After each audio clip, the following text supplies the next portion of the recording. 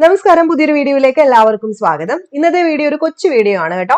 10th level പ്രിലിംസിന്റെ 4 stage കഴിഞ്ഞപ്പം എത്രയാണ് cut off വരുന്നത്, ഞങ്ങൾ മെയിൻസിന് പഠിക്കണോ, അത് എനിക്ക് 60 ഉള്ളൂ, എനിക്ക് 70 ഉണ്ട്, അങ്ങനെയൊക്കെ സ്ഥിരം ചോദ്യങ്ങൾ നമ്മൾ എപ്പോഴും ഒരു എക്സാം കഴിയുമ്പോൾ കാണുന്നതാണ്.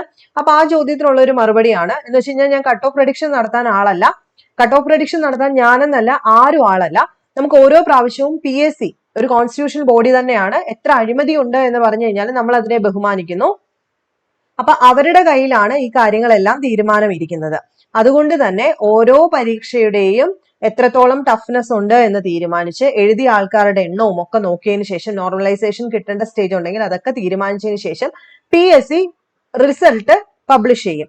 ഈ റിസൾട്ട് പബ്ലിഷ് ചെയ്യുന്നതിനെ പറ്റി പറയുമ്പോൾ ഡിഗ്രി പ്രിലിംസ് കഴിഞ്ഞിട്ട് ഇപ്പൊ ഇത്രയും നാളായി, ഡിഗ്രി മെയിൻസിന്റെ ഒക്കെ തന്നെ ഡേറ്റും വന്നു, ഇതുവരെ പ്രിലിംസിന്റെ റിസൾട്ട് വന്നിട്ടില്ല. അതുകൊണ്ട് ഒരുപാട് പേര് ഇപ്പം കടക്കാൻ പോകുന്ന ഒരുപാട് പേര് ഇപ്പോഴും വെയിറ്റ് ചെയ്തിരിക്കുന്നുണ്ട്. പഠിച്ചു തുടങ്ങിയിട്ടില്ലാത്ത ആൾക്കാർ ഒത്തിരി പേരുണ്ട്. ഇനി പ്രിലിംസിന്റെ റിസൾട്ട് അങ്ങോട്ട് വന്നു കഴിയുമ്പോൾ കുറെ ആൾക്കാർ ഇതിനകത്ത് കടന്നു പോകും. പിന്നെ അവർക്ക് പഠിക്കാൻ സമയം കിട്ടാതാവും. ആ സമയത്ത് നമ്മൾ കുറെ ബ്ലെയിം ചെയ്യും, PSC ബ്ലെയിം ചെയ്യും, നമ്മളെ തന്നെ ബ്ലെയിം ചെയ്യും. അപ്പൊ അതൊന്നും ഇല്ലാതിരിക്കാൻ വേണ്ടിയിട്ട് ഞാൻ പറയുന്നത് എന്റെ ഒരു അഭിപ്രായമാണ്. ആരും എന്നെ ഒന്നും പറയല്ലേ, ഇത് എന്നോട് കുറെ പേര് ചോദിച്ചുകൊണ്ടുള്ള ഒരു മറുപടിയാണ്.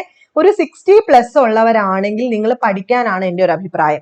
60+ കിട്ടിയവര് പഠിച്ചു കഴിഞ്ഞാലും നമുക്ക് വലിയ നഷ്ടം വരില്ല. കാരണം നിങ്ങൾക്ക് എല്ലാവർക്കും അറിയാം, ഇപ്പം LDയുടെ സിലബസ്, ബെക്കോ LD ഒക്കെയാണ് ഫോക്കസ് ചെയ്യുന്നതെങ്കിൽ സെയിം സിലബസ് തന്നെയാണ് നമുക്ക് സെപ്റ്റംബർ ഒക്ടോബർ മാസം വരാൻ പോകുന്ന വില്ലേജ് ഫീൽഡ് അസിസ്റ്റന്റിന്റെ സിലബസും. അതുകൊണ്ട് തന്നെ എക്സാംസിന് ഒരു പഞ്ഞവും നമുക്ക് ഉണ്ടാവുന്നില്ല, അല്ലെ?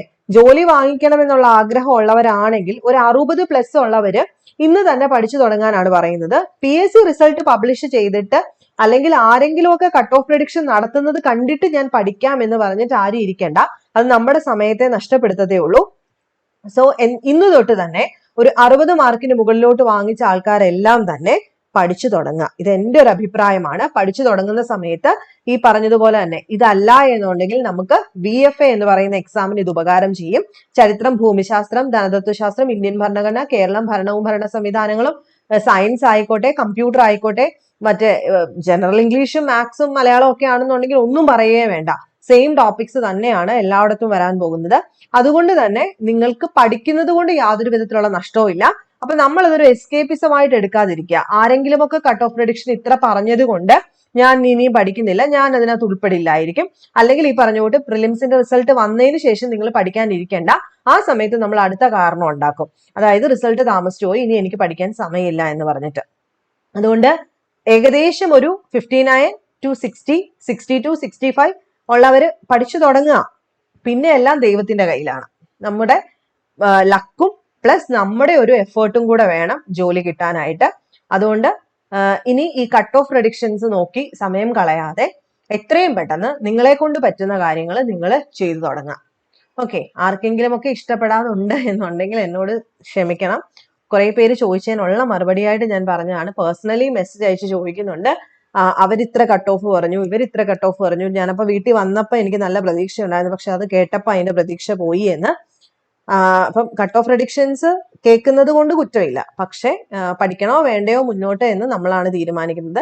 സിലബസ് ഏകദേശം സെയിം ഉള്ള എക്സാംസ് ഒക്കെ വരുന്നുണ്ട്.